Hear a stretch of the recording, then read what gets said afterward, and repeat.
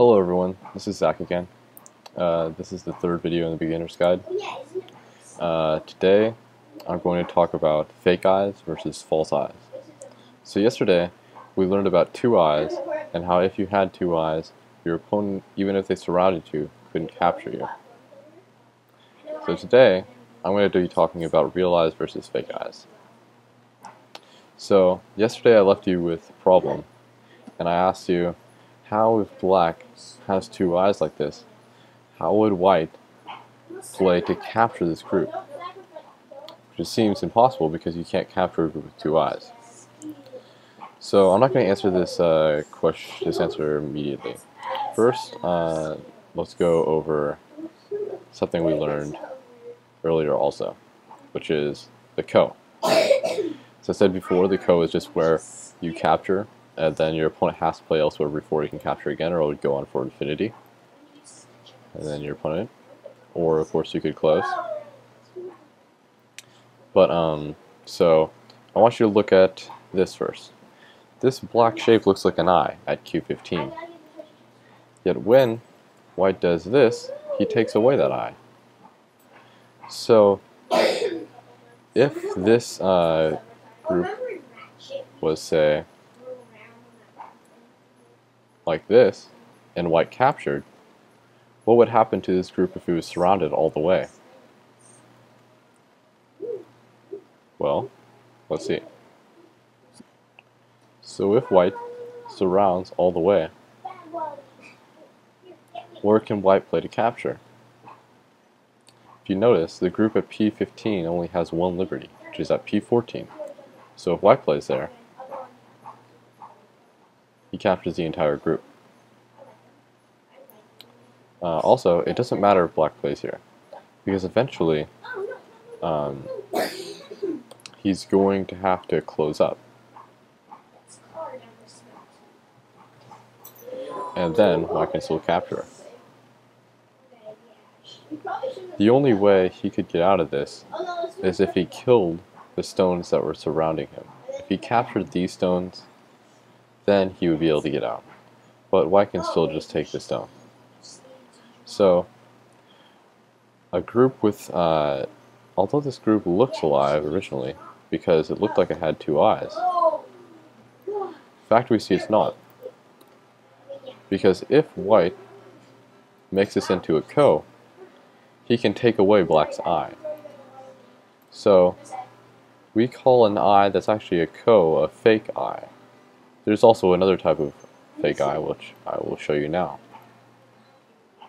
So one fake eye is a ko, because your eye can be taken away by the opponent. Now there's one other type of fake eye also. And this is where black right now looks like he has two eyes. But if white plays right here, is black in it does black only have one liberty at one spot? If you look, the black group at R16 isn't actually connected to the P15 group. So he shares its own liberties. There's 3 stones, and the liberty it has is at Q15, meaning it only has one liberty, meaning it can be captured. So if white gets the next turn, he can capture this group, and now this eye's gone. And if the group of P15 gets surrounded, it can be captured also. So, if you want to know if your group is completely safe, if you want to know if it actually does have two eyes, then count the points that are adjacent to the stones. Like for here, it says. Or, let me do a simpler thing. So, if you look at this eye, there's multiple ways it can be made fake. If white moves around here, he can make it into a ko. He could surround it all the way and capture it this way. There's lots of things white could do to capture it. So, if black adds a move right here, well, white can still make a ko. Well, what if black adds a move right here? Well, now white can surround this way. So, as we can see, if black fills in this spot right here, now white can't capture it like a fake eye. He would have to surround the entire thing and capture it. It's also important to note that with one eye, it really doesn't matter whether or not it's fake or real, because a real eye, if it gets all the way surrounded, it can be captured. It's one eye, and a fake eye can also be captured. But when your group has two eyes, you have to make sure your eyes are real, because if they're not real, then your group can be captured. So this is a real eye, but it can be captured because there's not two of them. It has to be two real eyes for a group to be not captured or alive. So this would be considered an alive group, because there's no way for white to get into a position where it can Atari one of the eyes. Like, if we look at this variation, white could Atari this eye right here and capture it. If we look at this variation, white could Atari this eye and capture it also. But when you have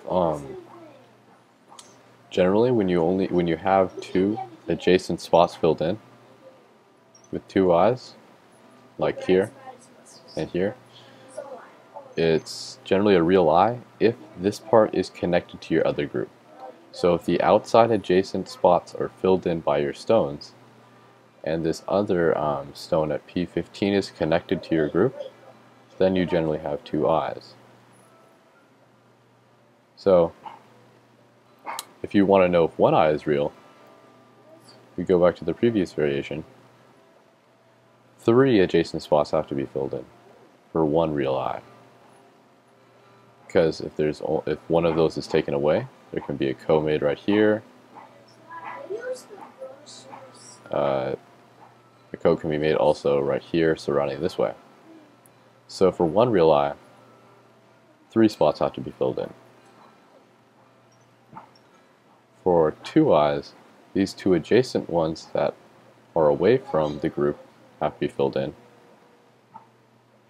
And this has to be connected to the group. This is also quite similar if it's on the side.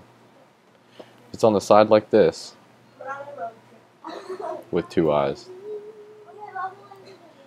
as you can see, white can capture at T15. And if white captures at T15, let's pass. White would first, let me do this first. White would first have to fill that in. Then, as you can see, if white plays right here, now black only has 1 liberty at T17. So on the side, you have to have 1 adjacent spot filled in. Or actually, I'm sorry, you have to have 2 adjacent spots filled in on the side. I'll show you. You have to have this adjacent spot, and you have to have this adjacent spot filled in. Because with one of these gone, white can fill in and capture. So on the side, you have to have 2 adjacent spots filled in. And in the center, it's 3. And on the corner, it's only 1. The adjacent spot is at S18. On the corner, didn't have this S18 stone, just had this one. And white could fill in this and play the code this way.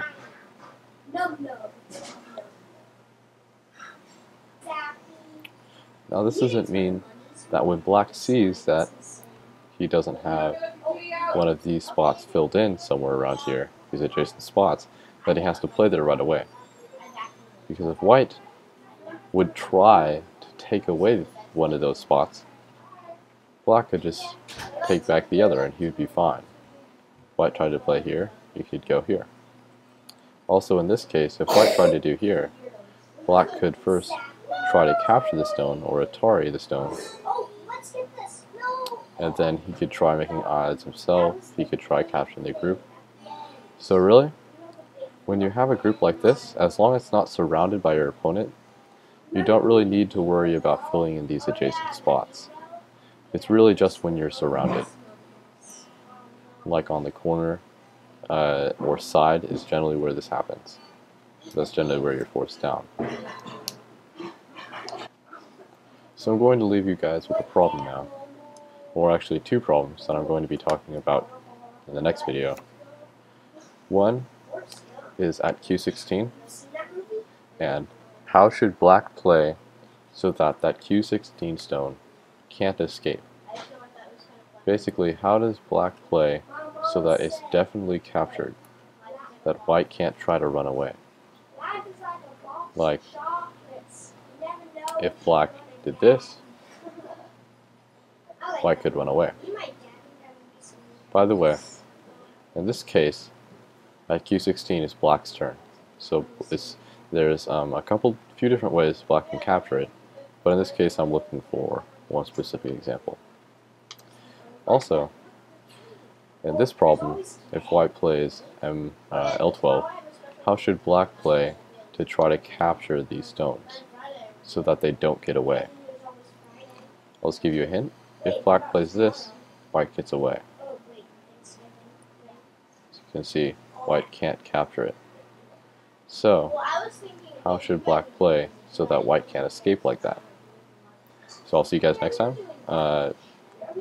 Please subscribe if you like these, and I'll be uploading the next video shortly.